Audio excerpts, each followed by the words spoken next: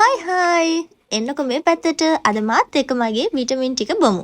ඉතින් මං සාමාන්‍ය උදේ නැගිටුවාට පස්සේ අනිවාර්යයෙන්ම වතුර බොනවා. ඉතින් වතුර විදිහට මේ දවස්වල අනිවාර්යයෙන්ම බොන්නේ උණු වතුර. ඉතින් මේ බොටල් එකේ පැය 24ක් කූල් හොට් දෙකම තියෙනවා. ඉතින් මන්ට පහුගිය කාලේ ඇත්තටම මම ගොඩාක් අසනීප වෙලා හිටියේ සෙම වැඩි වෙලා. ඉතින් ඒකදී මම උණු වතුර බොන පුරුද්දට දැන් ඒ පුරුද්දට අනිවාර්යයෙන්ම මද උණුසුම් වතුර තමයි උදේට බොන්නේ. පේනවානේ මේ බොටල් එක නම් ඇත්තටම ගොඩාක් හොඳයි.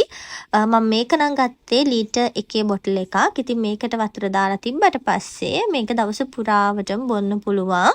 ඊට පස්සේ ඉතින් විටමින් C එක තමයි ගන්න. අද ගන්න නැට් C එක. ඉතින් ඒක බොන තමයි තියෙන්නේ. සාමාන්‍ය මිලිලීටර් 200කට වගේ තමයි වතුර දාගන්න ඕනේ. උදේ මේ වගේ ප්‍රමාණයක් බොන බැරි නිසා මම චුට්ටක් වතුර අද අඩුවෙන් තමයි ගත්තේ. ඉතින් විටමින් සාමාන්‍යයෙන් උදේට ගන්න එක ගොඩාක් හොඳයි. ඊට පස්සේ ඉතින් මම ඒක බිව්වට පස්සේ මගේ කොලජන් එක තමයි ගන්නෙ. ඉතින් කොලජන් එක මේ විදිහට වතුරට දැම්මට පස්සේ මෙන්න මේ විදිහට තමයි එන්නේ. මම ඔයගොල්ලන්ට කලින් මම ගන්න විටමින් C එකක් පෙන්වන්නේ මෙන්න මේ විදිහට වතුර දිය කරලා බොන අන්න ඒක මෙන්න කොලජන් එක තමයි මේ. ඉතින් මේක මේ විදිහට දැම්මට පස්සේ සම්පූර්ණයෙන්ම කලර් එක ටික වෙලාවක් ඇද්දි මෙන්න මේ විදිහට වෙනස් වෙනවා. සහ මේක බ්ලැක් කරන්ට් ෆ්ලේවර් එකෙන් තියෙන්නේ. ඉතින් උදේට බොන එක මට චුට්ටක් ටිකක් අමාරුයි. මොකද පොඩි ඇඹුල් ගතියක් එක්ක තියෙන නිසා සහ දැන් වතුරම බීලා මගේ බඩ ෆුල් වෙලා තියෙන්නේ.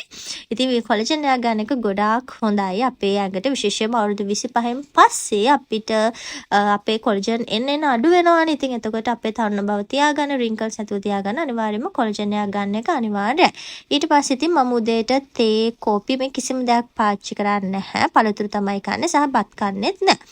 ඉතින් මේ තියෙන මගේ පළතුරු දවස් දෙකෙන් දෙකට වගේ මම පළතුරු අරන් ඇවිල්ලා කනවා.